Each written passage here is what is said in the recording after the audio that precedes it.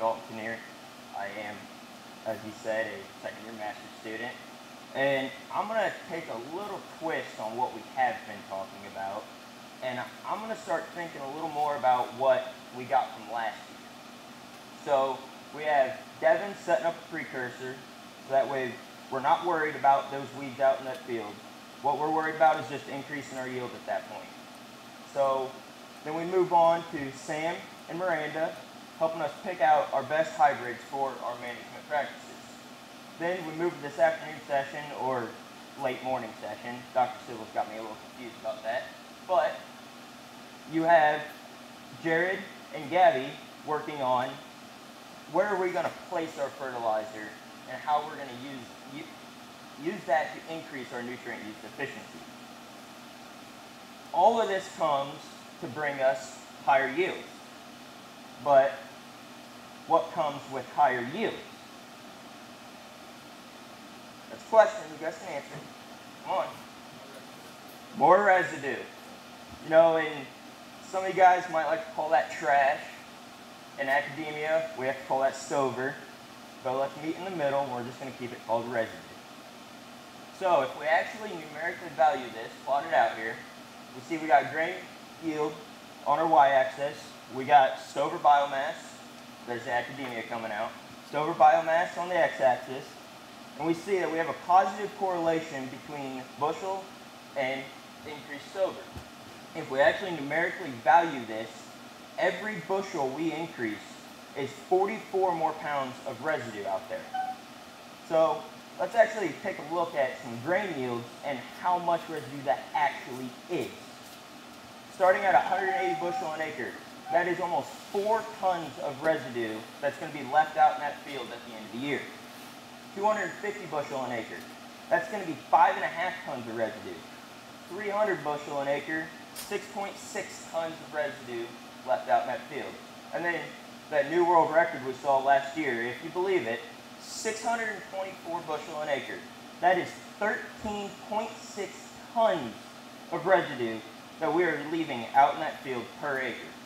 Now, that's a lot of residue.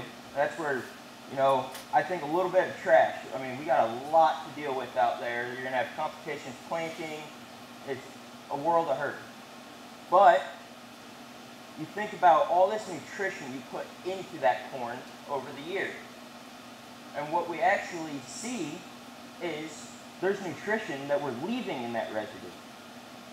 And actually value this, there's 108 pounds of nitrogen, 21 pounds of P2O5, and 122 pounds of K2O. Now this is a 230 bushel an acre crop, so that would be your 5.5 ton range.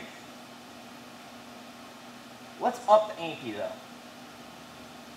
What additional residues might we have to work with? You know, there's been a big push for conservation tillage, and then in addition to that, cover crops. So let's take all that residue we just got from that last crop, let's throw a cover crop on it. Well, you know, there's nutrition in that cover crop as well. In this case, we plant cereal rye following our corn crop and then go into soybeans. 88 pounds of nitrogen, 33 pounds P2O5, and 153 pounds of K2O left out there. Now, I see all this nutrition just sitting out there in our field that we don't even think about. We're just moved on to the next year, and we got to fertilize that next crop. Forget about that trash laying out there. But I take a look at it, and I'm seeing all of this nutrition that we're leaving out there, and I'm starting to think about the stock market. We're building up stocks in our field. You know, stock market goes up, stock market goes down, but what if we can maybe potentially profit off of what we have instead of going backwards? Here's where the stock market starts to crash though. Then we go to carbon and nitrogen ratios. A little bit over the top here, but what we know about carbon and nitrogen ratios is carbon and nitrogen ratio are source dependent. Our soil microbes like a carbon and nitrogen ratio of 24:1. The soil microbes are what is going to help increase that decomposition. Microbes have a C to N ratio of 8:1, 16 carbon for maintenance, and 8 earths. 16 carbon for energy, 8 for maintenance. Carbon and nitrogen ratios that are greater than 24:1 are going to induce nitrogen immobilization. If we go less than 24:1, we're going to induce nitrogen mineralization. Now, if we look at some common carbon and nitrogen ratios, like I said up top, above that 24:1 range is going to induce nitrogen immobilization. Go below that 24:1 range, we're going to induce nitrogen mineralization. Well, where's our corn stover? 57:1.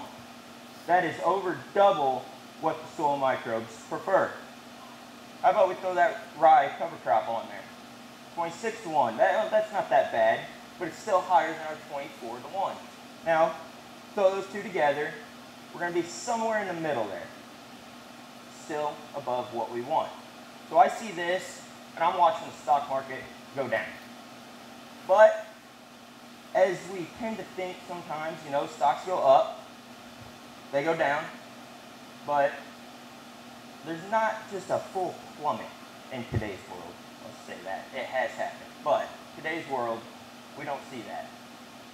So I say we make a bullish move, and we invest in what we have out there and try to bring those stocks, the profit from those stocks up. So we have the trial. So we have that cereal rye cover crop, as I previously stated, and then we have a sulfur source. Now you may ask, why in the world are we putting sulfur out there? Well, that carbon and nitrogen ratio, it's the same thing with carbon and sulfur. So what if we put a sulfur source out there and assist in lowering those carbon and nitrogen ratios? And then on top of that, let's throw a biological out there to help increase the breakdown. So we have residue complete and Neovita 43 plus hydrogen. Active ingredients. Anybody want to take a gander on pronouncing all of those right? I'll give you 30 seconds. No? Okay. I'm going to do it the short way, so that way I don't butcher and make a fool out of myself up here. But we have several bacillus and then 2 fungi out of residues complete. That's our living. We also threw the non-living, the food source for our soil microbes already. We have the Neovita 43, which is our sugar, and then you have hydrohume, which is that humic acid. That's all fine and dandy, but what does these do? Well, last year in cereal rye decomp, we saw that 3 of the 5 treatments tended to increase residue decomposition, while the other 2 we saw no effect from. Another cool fact that we kind of learned, or could be cool, mainly bad, is when you apply ATS, see there on the left, or if you ask Jared, maybe he can't see, but you see here on the left that the ATS treatment actually ended up frying the cover crop, which didn't allow our systemic herbicide to do its course. So that cover crop actually came back. This year, this is a 4-year study, this year we planted crimson clover last fall, leading into corn this spring. We had the same issue. The ATS burn comes in, and then our systemic herbicides do not work properly, and we end up having regrowth. Quick tidbit there. But it's all fine and dandy. How did it yield? Well, as Dr. Sybil talked about this morning, it was very dry 2022 going into 2023, and we stayed dry throughout 2023. We had a 10 bushel cover crop yield penalty on our soybeans. But I like to think about this in different ways. First of all, we had a dry year. Second of all, I've always been told that when you implement cover crops or no-till, the first year, you're not going to see the benefits. Second year, you're not going to see the benefits. But as you go on and on and on, you'll end up starting to see the benefits. And that's why this is a 4-year study with a corn-soybean rotation and our cover crop implemented in the fall. What did our biologicals do for our yield, though? Well, residues complete, we saw a 5 bushel decrease in that yield penalty. Adding that non-living, Neovita 43 and hydrohume, we saw a 3 bushel decrease in that yield penalty. Now I bet you can't guess what the next one is. ATS is, when you apply ATS, we ended up seeing a 7 bushel decrease in the in the cover crop yield penalty. Now how about we add the ATS to the biologicals? Well, ATS with residues, we saw an 8 bushel decrease. ATS with that non-living food source, we saw a 9 bushel decrease, showing that we can minimize that penalty with a little of addition on our end. But here's where I really come into play, being from Southern Illinois. I start thinking, I'm hearing about this trial starting up, and I start thinking, well, do similar applications work in other residue-intensive systems? And there's one crop that you don't really see around here that I see a lot of every fall in Southern Illinois, and that would be winter wheat. You may wonder, why the heck are we talking about this up here? Well, there's this thing called climate change that they keep talking about these days, and they're telling us how our planet's melting away on us. But I think as agronomists and farmers, we can potentially use this to our advantage, as we are starting to see a little bit of a longer growing season farther north in Illinois, which would in turn potentially help us decrease a yield penalty from planting our soybeans so late. So why don't we start planting wheat a little farther north? And you know what's cool about the wheat?